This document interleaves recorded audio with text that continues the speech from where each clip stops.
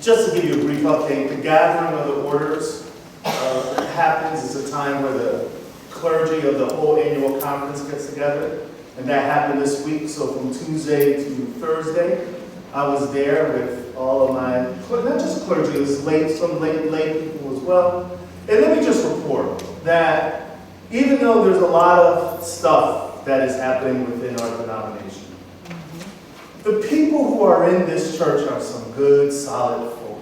Amen. We got to spend some good time with the bishop, and then I got to commune with some clergy friends, and no matter how this turns out, I'm here to report that you have some people here who love Christ and who are committed to the mission of the church. So that is good. Amen.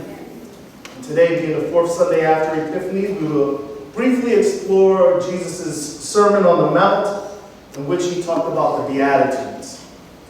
We'll talk about what gathering means. And now hear these words from Matthew 5, verses 1 through 12, and Micah 6, verse 8. I'm reading from the New Revised Standard Version of the Bible. When Jesus saw the crowds, he went up the mountain, and after he sat down, his disciples came to him. Then he began to speak and taught them, saying, "Blessed are the poor in spirit, for theirs is the kingdom of heaven. Blessed are those who mourn, for they will be comforted. Blessed are the meek, for they will inherit the earth. Blessed are those who hunger and thirst for righteousness, for they will be filled. Blessed are the merciful, for they will receive mercy. Blessed are the pure in heart, for they will see God. Blessed are the peacemakers, for they will be called children of God. Blessed are those who are persecuted for righteousness' sake, for theirs is the kingdom of heaven. Blessed are you when people revile you and persecute you and utter all kinds of evil against you falsely on my account. Rejoice and be glad, for your reward is great in heaven.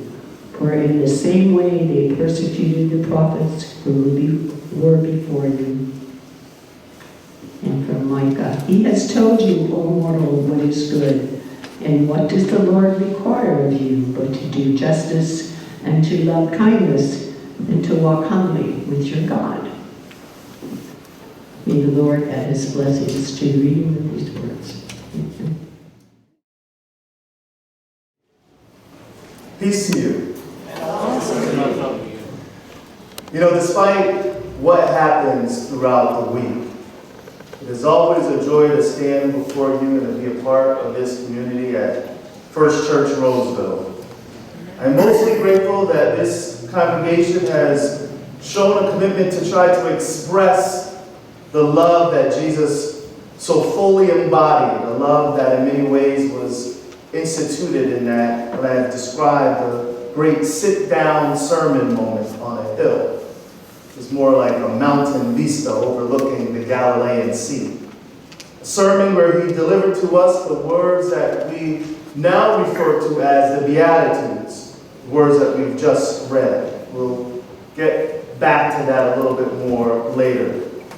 For now, I told you about my trip to Israel, the cohort from Claremont School of Theology. And once again, the scriptures became alive to me as I was able to kind of connect the Bible reading with my visit to the place that commemorates the described events. Simply put, I was able to say, I was there. So let's go to this first picture. Yeah. So that is from the Galilean Sea area, looking up to the place which is commemorated as the area where the Sermon on the Mount was delivered. Now, as is the case of many sacred sites in Israel, there's a church at the traditional site where it's thought that Jesus delivered that sermon. On the grounds, next picture. Yeah, there's a better picture. On the grounds, there's the ruins of a 4th century Byzantine era church and monastery. And Christian pilgrims have been known to travel all over the world throughout thousands of years. This next picture shows, is in the grounds there. I love it because I love that tree. But that was a group from India taking communion on site there. Now, of course, this is most likely not the actual historical site. However, it is still powerful to be at a place where the faith of Christians throughout multiple centuries just seemed to almost saturate the soil. And so today we'll briefly talk about what was going on that mount long ago and see how it can speak to we who gather today. It is my hope that we might hear anew the words of Jesus and be guided in the ways in which we are to go. Let us pray. Dear God, in this moment, we just open our hearts and unveil it to you.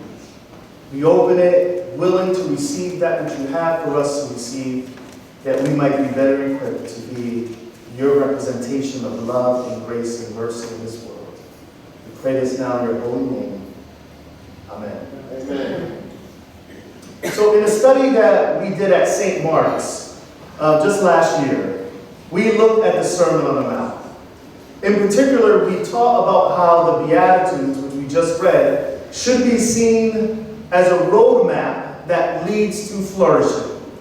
The teachings that house a language of blessed are they or happy are they, as it is in some Bibles, was not meant to be a list of new rules that makes us religiously obligated. Rather, it was an invitation by Jesus to his new followers to make real the intentions behind the law in their own lives. It was a way of empowering a new way of living characterized by a love from the inside out. And it remains instructions that can lead to wholeness, flowering into our highest selves, an invitation into a sense of flourishing, and then ushering into a reality that is somehow connected to Jesus' teaching of the kingdom of heaven, which we read in the text. So sermons upon sermons and sermon series upon series can be written on the Sermon on the Mount and even the particulars of the Beatitudes. We will not be able to get into all of that at this time. Why? Because in order to do it justice, I do believe that it takes a sermon series to explore. And secondly, more importantly for us today, I was intrigued and paused by the first part of the verse where it says, "And Jesus saw the crowds, and he went up to the mountain. And after he sat down, his disciples came to him. And then he began to speak. He taught them." This is key because what you see here is not just the opening lines of the most important sermon in the history of Christendom. What you see is Jesus acknowledging the people who were attracted to his message, and with the help of his disciples, organized the gathering in of the people, and instituted a community of followers, a new community of belonging gathered around the message of the kingdom of heaven, a place of God's justice and love. This is important. Though I believe that it is true that Jesus did not intend to create a new church, at least not as we imagine it to be, I do believe that he modeled the importance of being gathered into a community practice. It is also clear that there was power in that coming together, a power that transcends the power that can be generated as just one lone individual. I know this truth, power of gathering, like I know my bones. In fact, the act of gathering was the central focus of my ancestors who had to wrestle encounters of the sacred in the secret places in their environment where they're dehumanized as commodities or as slaves. In fact, their gathering would come to be known as the invisible institution. because they practice rituals and songs and dances that affirm their lives as children of God, not in the open, because that can mean death, but in the dead of night, in the back cabin, in the florist clearing, or in the hush harbors, which were space created by felled trees or stacked around bushes. My ancestors, though seemingly infinitely distant in time and space from that mountain in Galilee, knew the power of gathering. And for them, it was a matter of life and death for both their bodies and their souls. I mention this in part because my personal religious imagination is anchored in the Black folk religious traditions that were practiced in these spaces. And also because over the next month or so, you'll be hearing similar stories like this during Black History Month. As such, I just wanted to give a little historical context. Black History Month was seeded close to 100 years ago with people like Carter G. Woodson and before him, W.E.B. Du Bois. It was designed to coincide with the birthdays of Abraham Lincoln and Frederick Douglass, thus February. The celebration became more popularized, and by 1976, the nation's bicentennial, President Gerald Ford urged Americans to, quote, seize the opportunity to honor the too often neglected accomplishments of Black Americans in every endeavor throughout our history. And today, Black History Month continues to be a vital tradition that contributes to a holistic understanding of our living past. This history is not random point of events, however. It intersects and winds through our shared histories, including the history of the Methodist Church. So as I mentioned, my religious imagination traces back to the invisible institution, the Black folk religious traditions that informed it. But as some of you know, my family history begins in the U.S. South. My family on both sides were raised and reared in the Methodist Church in rural Maryland, in the gathered community that practiced there.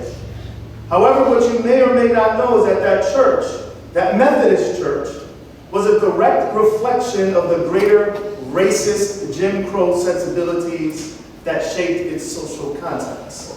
Simply, my parents were raised in a segregated church. Not just a de facto, meaning all the folks in the area was Black, so the church was Black. No, de jure, like the law of the land, and not only civically, but also ecclesiastically, meaning the constitution of the Methodist Church had it that Black and white churches were segregated. Again, this is an ancient history. This is my parents' church.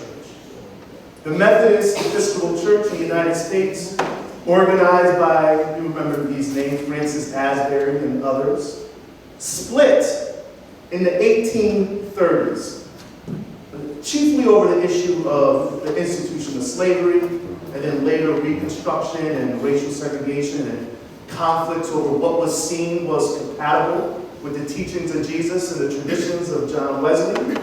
And in a very rare phenomenon, the church disagreed amongst itself. Because that never happens, not even today. So the church split, primarily becoming the Methodist Episcopal Church and the Methodist Episcopal Church South. Now, for a multiplicity of reasons, the church voted to come back together in 1936. And by 1939, the major branches of Methodism had merged to form what was described as the Methodist Church. Coming together was marked, however, by major compromises, including a ban on Methodist women ordination, and most notably, the development of the central jurisdiction. Next picture.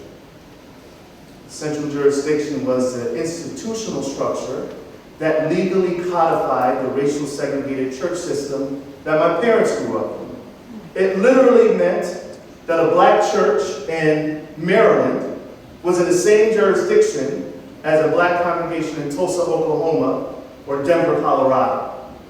And the reason being is a church didn't want a bishop to appoint a Black person to become their pastor. So I said, we gotta. Now, I know this doesn't sound familiar. This doesn't sound like anything happening today. In this next picture, that's just one of the pamphlets that was distributed during those times. But this next picture shows Cooper's United Methodist Church. And so this is the place of my mother and my mother's mother's church. And for all the craziness that formed the context of that time, this church represents a place where people gathered like they who gathered on that mount.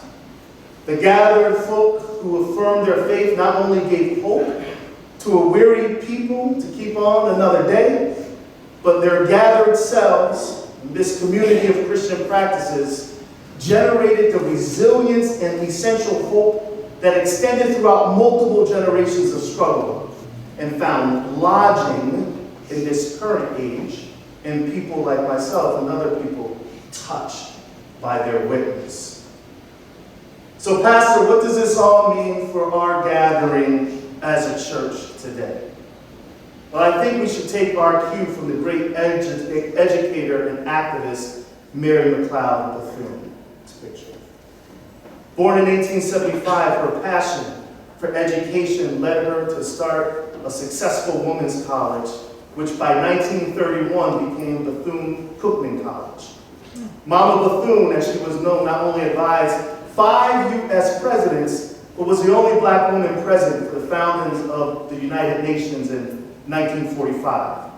She was also an active member and leader within the Methodist Church. In fact, she was a delegate to 4 Methodist General Conferences, including the one in 1936 that deliberated the merger of the Methodist denominations, the merger that developed the segregated central jurisdiction that my family grew up in. But check this out. At that conference in 1936, Bethune voiced her dissent as a delegate, and she came to the floor. You've seen how these conferences go. She came to the floor as a delegate and forcefully argued against the separation and discrimination and said that any of that dishonors the spirit of Christian community. And she literally concluded her remarks by saying, "What would Jesus do?" Later, she offered words that I believe are instructive to those who still gather as a community today. She says, "The church has been and must continue to be a great gateway to these spiritual influences which leads us to the realization of the creatorship of God and the fellowship of all mankind. But this influence can be willed only by a living, breathing church that puts this concept into practice, whatever its denomination or the power of its affiliation." These words are so very true, and they stand to me like a much-needed preamble to a mount-like sermon that is not meant to be spoken, but lived as a gathered community through the potency of our actions. Indeed, those gathered must continue to be a great gateway.